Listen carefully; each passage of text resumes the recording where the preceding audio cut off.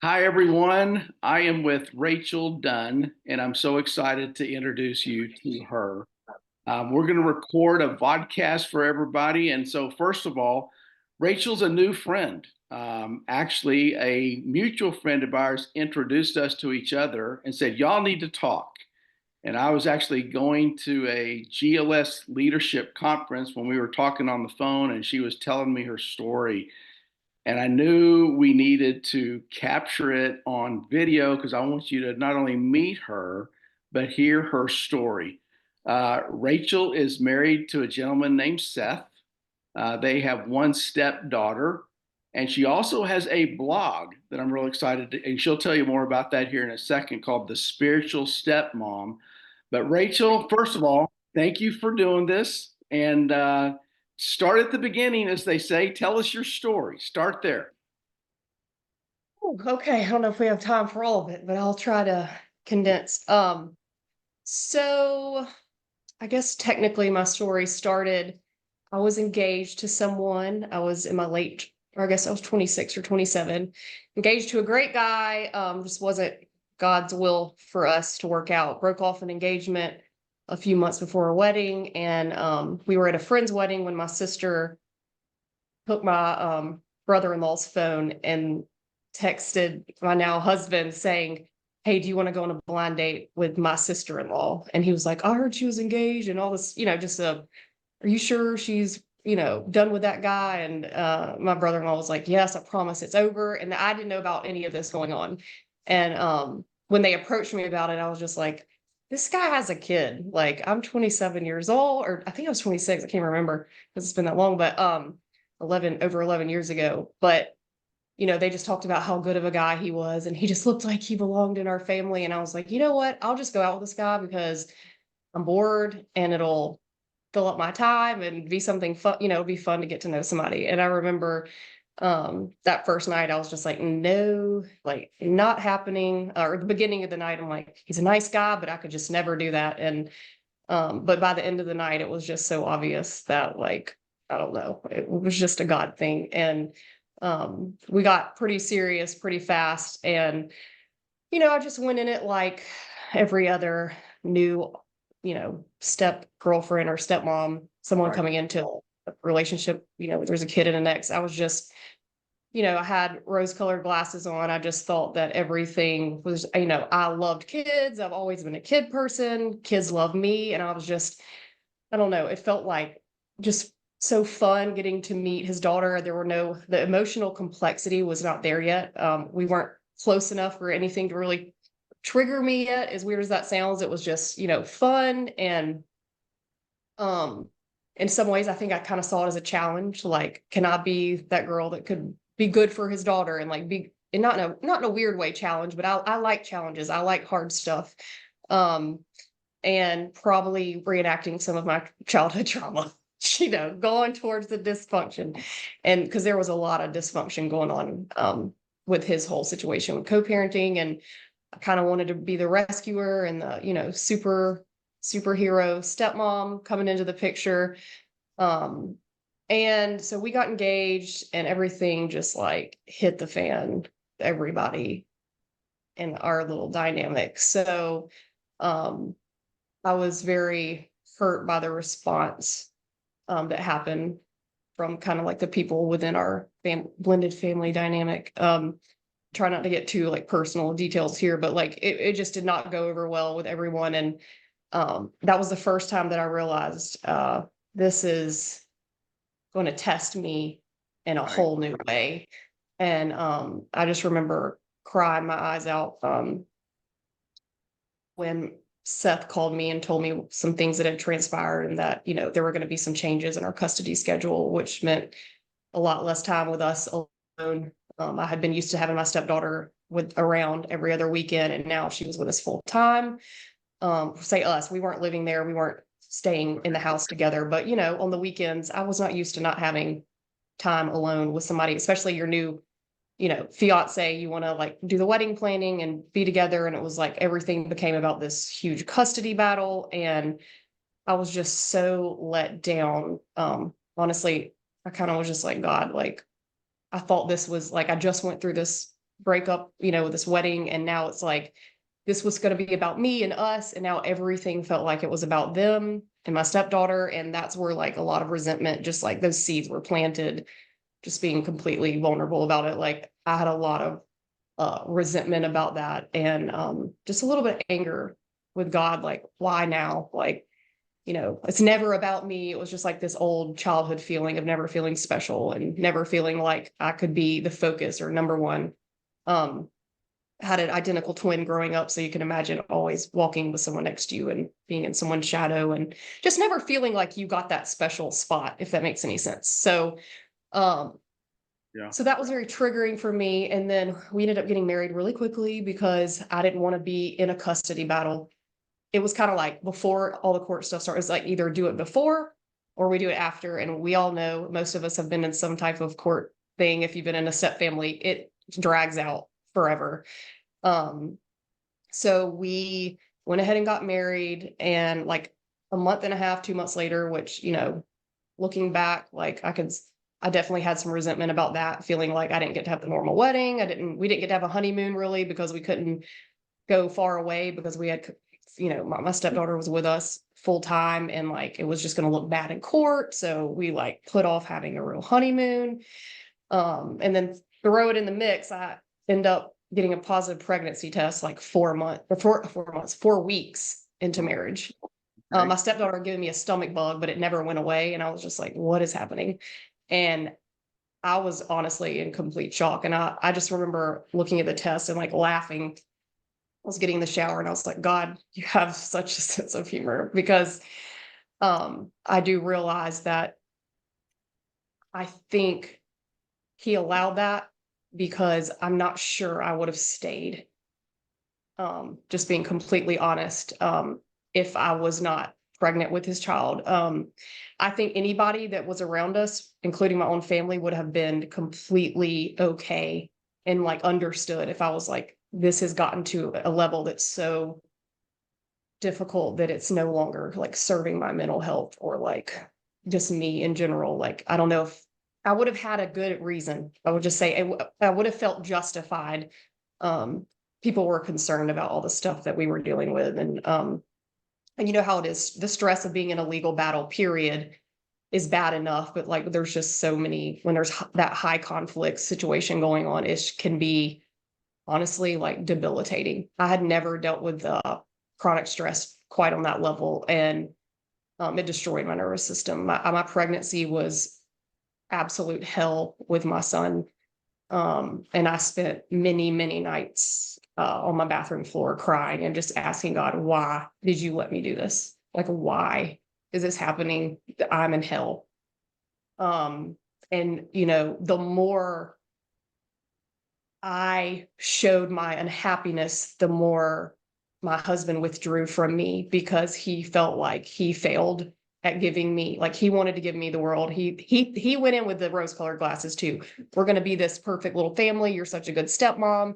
You're going to come in and save us. And it's like, who's saving me? I'm drowning. I'm trying to save everyone, and I'm drowning. And he would take that as rejection or his own failure. Like, it was his self-protection where he would just throw a wall up, and then I'm sitting in a house watching him, cuddle my stepdaughter and be connected with her and ignoring me, and out of his own protect. I get it now, but back then it just felt like absolute abandonment, and but being stuck in a house with two people that have been a family, for 5 years now, and here I am pregnant with his child, and I felt like just the outsider, and honestly just felt like I was in another reality. I had never dealt with anything quite on this level of dysfunction and chaos. Do you want to stop me for a second? Because I could ramble. I was going to, no, perfect. This is, who were you mad? I can hear you were mad at God.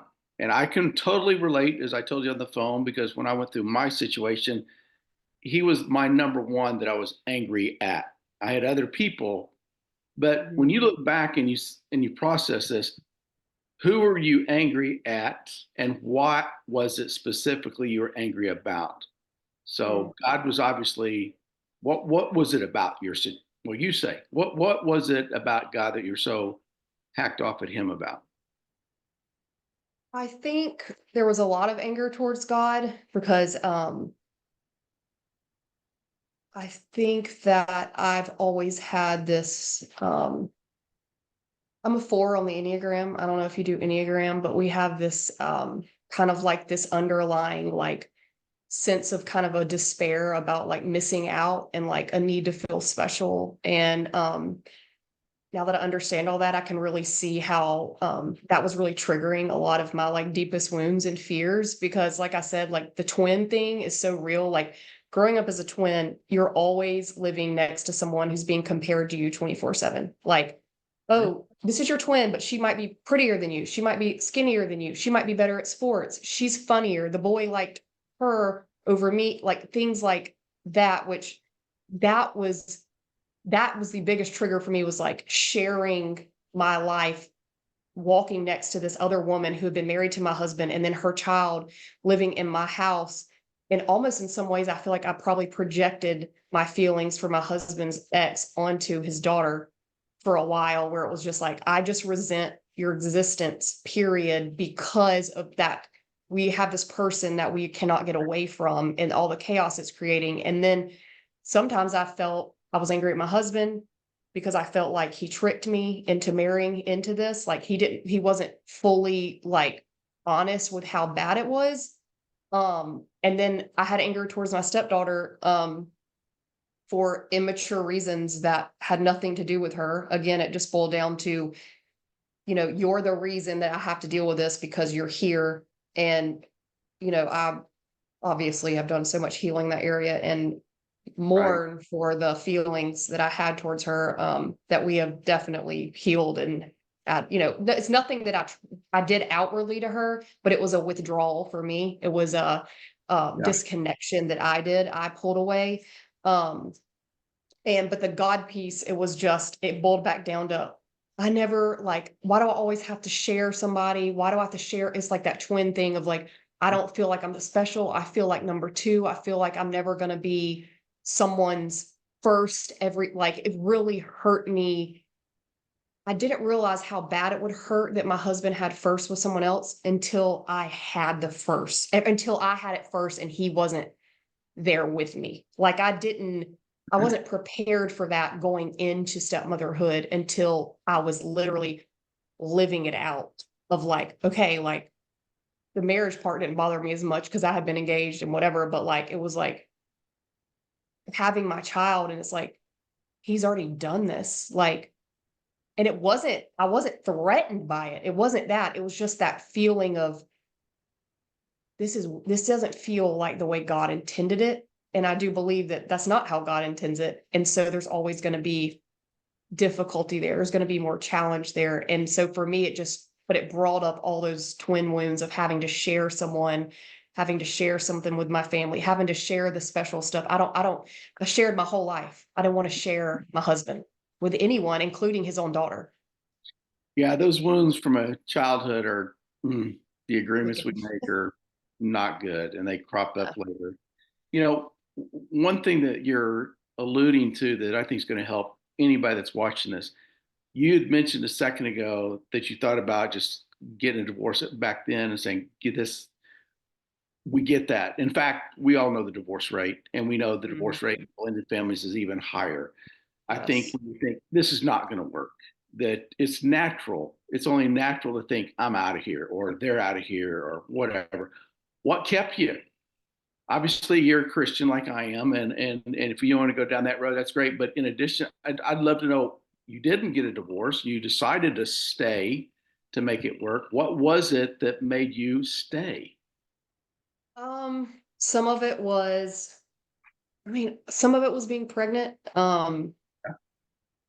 It was that thing that made it so much harder, but I definitely don't think I'm not the kind of person who's scared to be alone. So like it wasn't really the determining factor in me staying, but it was definitely like something like seeing how bad divorce was with a kid and like the going back and forth and just all the drama. Like I realized I never would want my kid to go through that.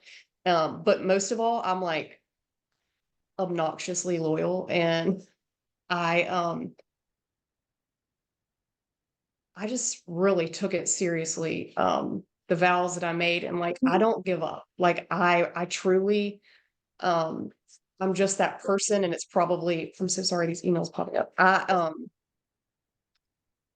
That's I don't good. know. I just like I have grit. When I do something, I'm like we would have nights where we were fighting and I was just like, the enemy's in my ear, like, leave, like, get out of here, be done. Like, this is crazy. Like, you didn't sign up for this. And like, I would literally just say, come here. And I would grab my Bible and I'd be like, sit on the floor. And we would pull our Bible out. And like, I would just be like, like, this is the enemy. Like, God is for our marriage. And like, we would sit on the floor and like, I would make him, I mean, he probably thought I was crazy. Because I've always probably been a little more over spiritual, hyper spiritual compared to him. But I was just like, I'd pray out loud and I'd be like, we are fighting this battle. Like, I don't give up. That's the thing about me is like, I don't give up. And I knew that I was where God was calling me to be. And I knew instinctually that he was going to use me and he was going to do a work in me that would Great. be so worth it. And I could feel my relationship with the Lord has always been very close. He kept telling me to not give up. And he actually, many times where I wanted to give up, I would randomly open my Bible to the verse about, you could hear the voice of Rachel crying. She's weeping for her children. It's like, don't give up, dry your eyes, for your work will be rewarded. Your children will come back from the enemy's land. And like, and I remember like using my name specifically, like, keep going. Like, I'm like, dry your eyes. I've got you. Like, I know you're trying and there will be reward in the patience that you're putting into this. And like, I've got you. And like him with like, always going to that verse with my name, I knew it was for me specifically. And it was like, okay, like he'd give me exactly what I needed that day to keep going. And Yeah. it was for him. It was obedience to him. And I had to realize I'm more worried about obedience to him than I am having a great or being the perfect wife or all these things. It's always boiled down to I have to do right by him because he's my everything. Let me ask you a question. Look right into the camera and talk to the stepmoms because it's been stated that is the hardest relationship in all this blending stuff. You've got kids, you've got grandparents, you've got step grandparents, you've got dads, you got stepdads, you got bio dads, bonus dads, granddad. I get all that. But hard road. Talk to the stepmoms that might be listening. They're ready to say this won't ever change, or I'm gonna throw in the towel. Just talk to the heart. You've walked through something challenging. You've made it. You've come through the other side. Encourage them. Talk to them for a second. Okay. So, stepmom, I've been there. Um, Nobody has wanted to give up more than me. Nobody has, I'm not saying maybe you have, but I promise you, I was as deep in the muck as you could get. And I remember thinking, I don't know how I could ever feel any different, but I'm here to tell you that feelings are just feelings and God is using you. These feelings are telling you something. They are guiding you towards healing that God wants to do in your life. He wants to set you free. This is about so much more than these situations that are triggering you. This is about things inside of you that God wants you to deal with. And if you will do it, if you will push through and give it to him, he will not only take those bad feelings from you, he will give you a joy and freedom that you've never had before. I have never in my life been more free. I Awesome. love my life. That's so And good. I was miserable on a bathroom floor 10 years ago. And I never thought I could not hurt the way that I was hurting. And I am free. And I can truly say that I would never go back to the person I was before I became a stepmom. Wow. Nothing Great. has grown me the way being a stepmom has grown me. It couldn't have been said better. Thank you. Thank you. I pray that Didn't that mean to cry, but this no, is, no. Thank you I'm a for crier. being real, raw.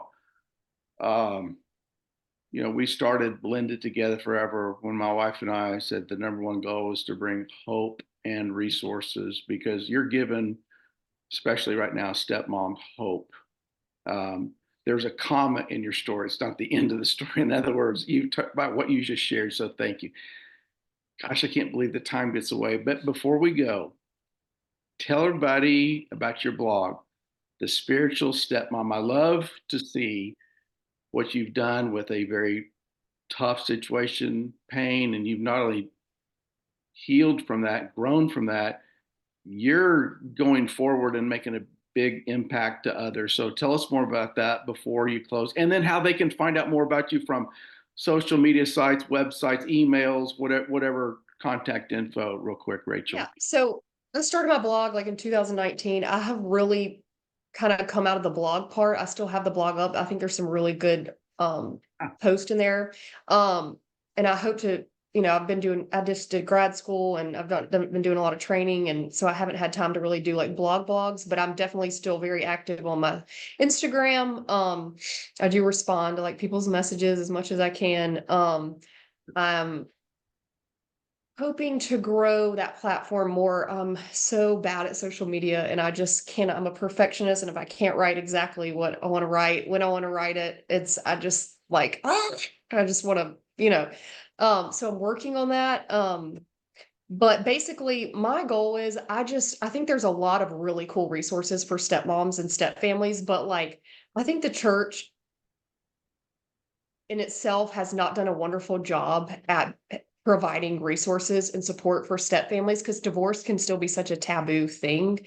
I want, and some churches do better than others, but I know in my area, I just feel like there's no like resources. Like we need to talk about the real and raw. Like we still kind of want to, you know, paint the picture kind of a little pretty when we're in like a church setting about these kind of things. And like step families need like people to be like, hey, this is hard, this is real, and here's how God like came in and like yep. shifted my perspective and like how he pulled me out of this. And I just want to be that platform that always takes it back to truth and hope through God, but I want to bring the real and the raw, because we cannot deny the difficulty of being in blended families. So that's my goal with Spiritual Stepmom is like I'm about to start a podcast, which I've been putting off for a long time, but then people don't have to see me. So I'll be, I feel about being on camera. So it'll be easier for me. Like I want believers to know like there's a balance there. Like love does conquer all, but that is such an easy thing to say outside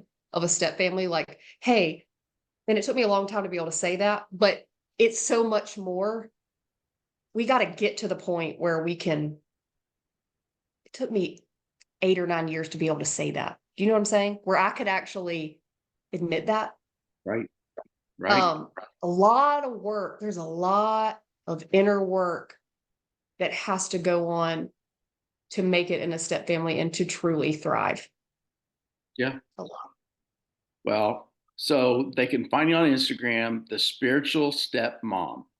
Yeah. And Facebook, I'm And really bad at Facebook. social media. That's I'm trying really hard to be better. oh, we just excited to hear your, uh, passing it, building, as they say, paying it forward. That's great. Pray about next time we get your hubby on here Yeah. and at a future date, maybe share. But I tell you what, knowing your faith, hearing you were angry at God like I was, and you had a stepdaughter that and all, I thought, well, we gotta get this. So especially for what you just shared to the women out there that are stepmoms, I know it'll be a blessing big time. So thank you for doing this, Rachel. Welcome. And I'm going to say one last thing that I didn't say because I started crying. Yeah. I just want people to know if there's only one thing I could tell a stepmom, it's that you will not always feel the way you feel right now. I just want feelings are not eternal. I know it feels like you will always feel this way, but I promise you won't. And that's like, I teach that to teenagers about their emotions. We need to know it will not always feel the way it does right now. So put hope in that. I can't take the feeling away right now, but I can tell you, I can promise you that it won't always feel like that. That's good. Put hope Sorry, I in. had to throw that in there because I've screwed up crying and lost my track earlier. You did great. Thank you. Thank you Hold for on. having me, Craig. You bet. Hold